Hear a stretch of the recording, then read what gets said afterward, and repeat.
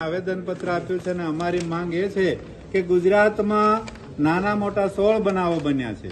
એમાં દાહોદ જિલ્લાની જે માસૂમ બાળકી છે 6 વર્ષની બાળકી છે એના પર ગેંગરેપ થયો છે અને સાથે સાથે અત્યારે વડોદરામાં ભાયલી જે વિસ્તાર છે તેમાં જ એક કન્યા 16 વર્ષની છે એના પર 5 નરાધમોએ દુષ્કર્મ આચર્યું છે અને આવા લગભગ 16 કેસો અત્યારે ટૂંક સમયમાં થયા છે।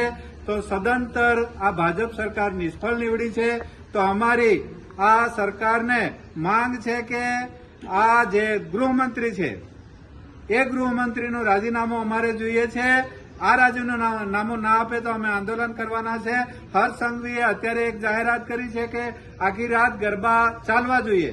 તો આ ગરબા આખી રાત ચાલે તો એની સાથે સાથે બંદોબસ્ત પણ હોવો જોઈએ। જો આખી રાત બંદોબસ્ત કરશે તો દિવસે પોલીસવાળા શું કામ કરશે એ પણ એક મોટો સવાલ છે। અને આના કારણે આવા જે ભાજપમાં ગુંડારાજ ફેલાઈ રહ્યું છે, મોટે ભાગેના ગુંડાઓ આ ભાજપની સત્તામાં સામેલ કરેલા છે કે ધારાસભ્યો હોય, સાંસદ સભ્યો હોય, હર કોઈ એ ગુંડા તત્વોના મળતિયાઓ જ આવો કામ કરતા હોય છે।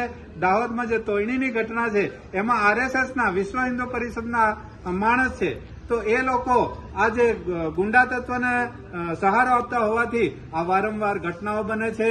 આ ભાજપ સરકાર નિષ્ફળ નીવડી છે। તો અમારી માંગ છે કે ગૃહમંત્રી હર્ષ સંઘવી રાજીનામું આપે।